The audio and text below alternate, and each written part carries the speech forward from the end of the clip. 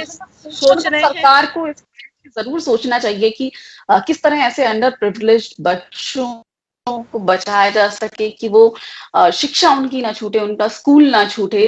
इस दिशा में सरकार को तो काम करना चाहिए, एडमिनिस्ट्रेशन को काम करना चाहिए। जिस जिस स्टेट में सरकारें हैं उनको इस दिशा में सोचना चाहिए कि अंडर प्रिविलेज्ड बच्चे हैं उनके स्कूल ना छूट जाए।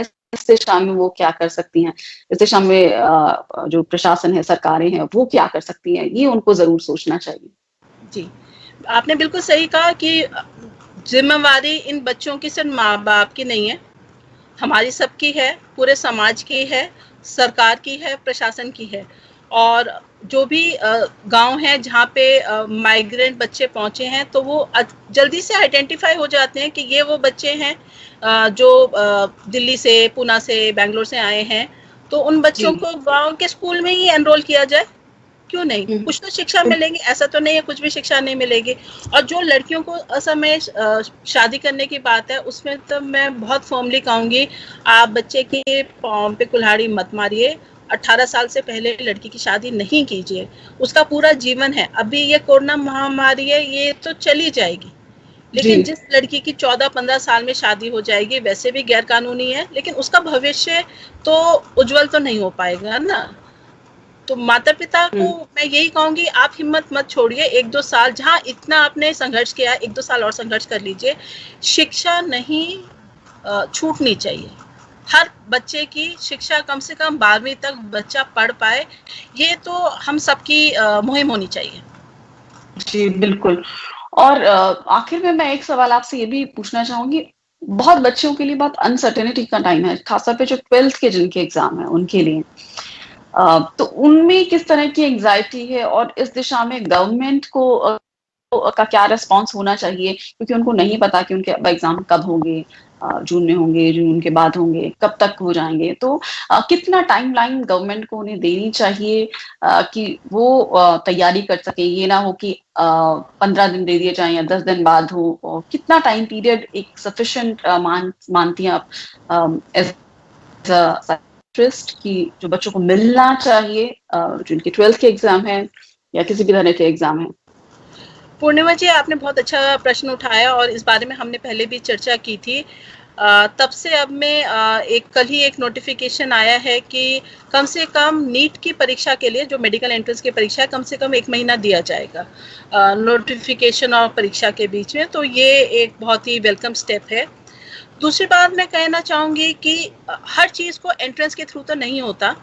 तो जो चीज़ें एंट्रेंस के बगैर होंगी, जो चीज़ें 12वीं या 11वीं 12वीं के जो परफॉर्मेंस है उसके बेसिस पे होंगी, उसके बारे में एक क्लियर नोटिफिकेशन बच्चों को आ जाना चाहिए। जैसे ह्यूमैनिटीज़ के बच्चे हैं कि आपके ये परसेंटेजेस, आपकी क्यूमुलेटिव परसेंटेज, या उसमें कोई एक वेटेड पैटर्न हो सकता है कि 10वीं के 1/3 मार्क्स होंगे और 12th के 2/3 मार्क्स होंगे। जो भी सरकार पैटर्न घोषित करेगी उसके अनुसार आपके बच्चों के कॉलेज एडमिशन्स होंगे। क्योंकि 12वीं के बाद एक बहुत बड़ी फिक्र है बच्चों की कि कॉलेज कैसे होगा, उनको सेम सिटी में मिलेगा कॉलेज, नहीं मिलेगा, कॉलेज में भी क्या ऑनलाइन क्लासेस नहीं होंगी।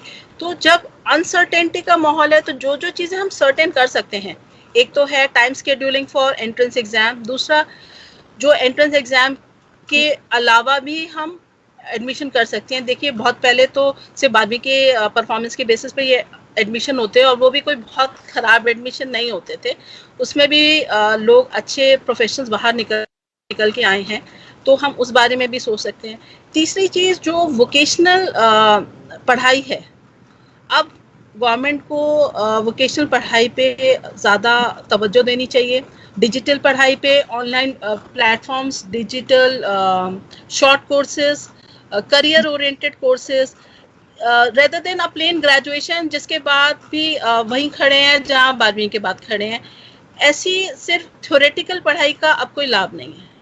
छोटा कोर्स है, अगर डेस्कटॉप पब्लिशिंग का भी कोर्स है, या छोटा कंप्यूटर स्किल्स का कोर्स है, या कोडिंग के कोर्सेज हैं, वो सब भी जॉब मार्केट में रेलेवेंट है एज कम्पेयर टू एक प्लेन बीए है जिसके बाद बच्चा फिर दोबारा से संघर्ष कर रहा है। तो हमें थोड़ा इनोवेटिव होके सोचना चाहिए कि सब बच्चों को हमें सिर्फ ग्रेजुएशन करानी है और ग्रेजुएशन के बाद क्या कराना है, तो ये तो बात नहीं हुई।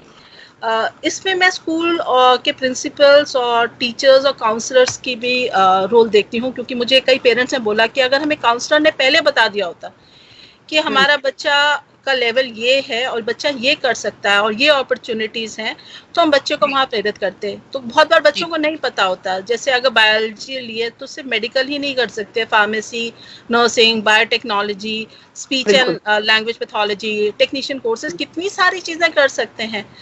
तो एक करियर काउंसलिंग स्कूल लेवल पे, डिजिटल लेवल पे, through webinars, workshops, I think उस पे भी एक थोड़ा फोकस होना चाहिए कि बच्चों को दिशा पता चले।